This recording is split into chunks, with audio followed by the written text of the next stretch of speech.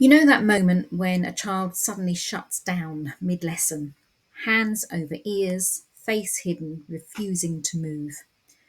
You thought everything was going fine, but now you're watching a child unravel in front of you.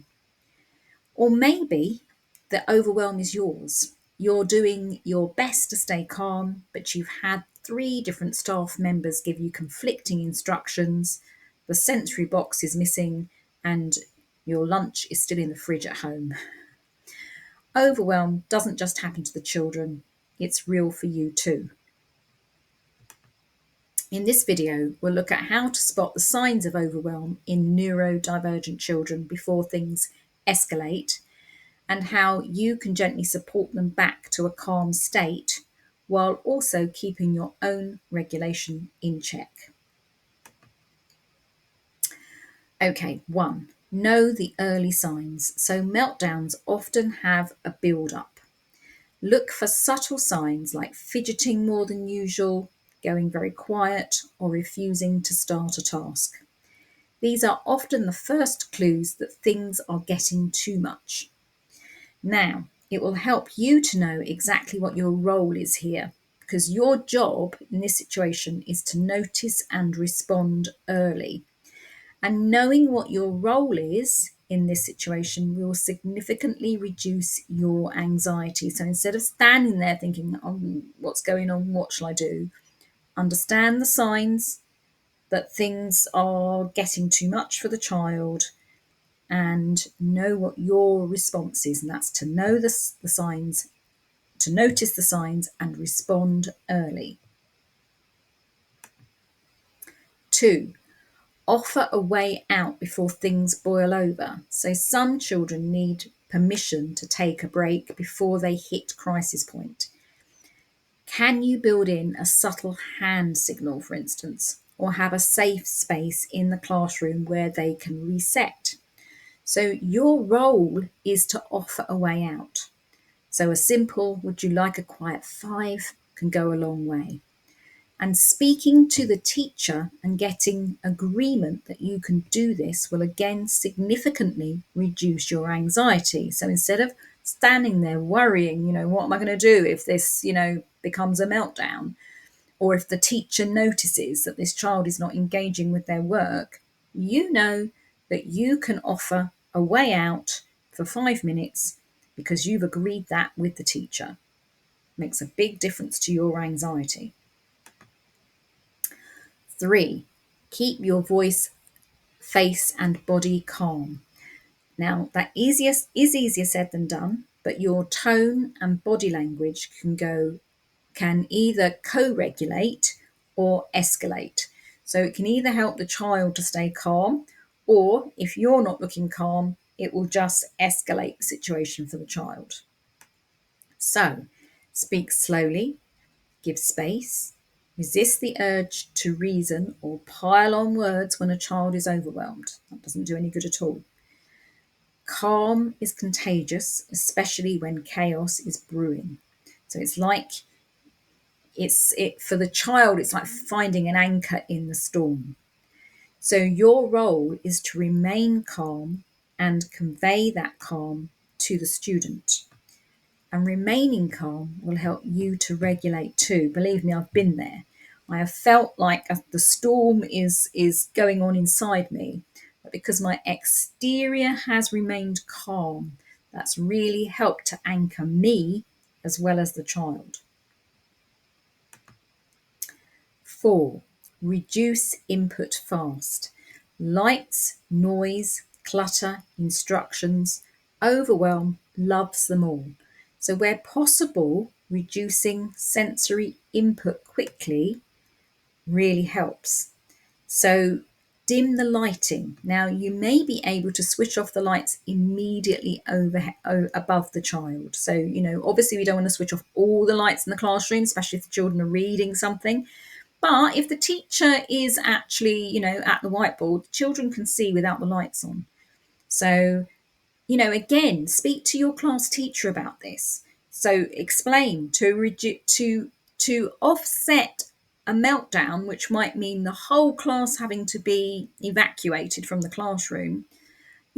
switch off the lights. If you've got dimmer switches, that's brilliant. Lower the classroom noise if you can. Now, that might be difficult, but give the child ear defenders. Have ear defenders on hand all the time. Let the child be familiar with ear defenders. Again, I think all children should have them so that, nobody feels like the odd one out, but, get the child familiar with their ear defenders to reduce the noise. Remove and let them know they can just put them on. Remove extra visuals or distractions nearby. Now, you can do this by asking the child if they want to move to the quiet area. Having a quiet area in the classroom, if that's the book corner, that's great. And knowing that you have these options will help to reduce your anxiety. Get agreement from the teacher that you know that you can do this. They know that you're doing it because it's way better than having a meltdown. 5. Build small adjustments that feel safe. Neurodivergent children often feel safer with predictable steps.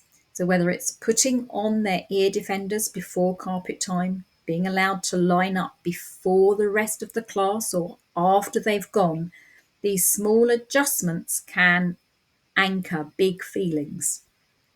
And for you, knowing that you don't need a grand plan, you just need to repeat what works, will make a huge difference to your stress levels.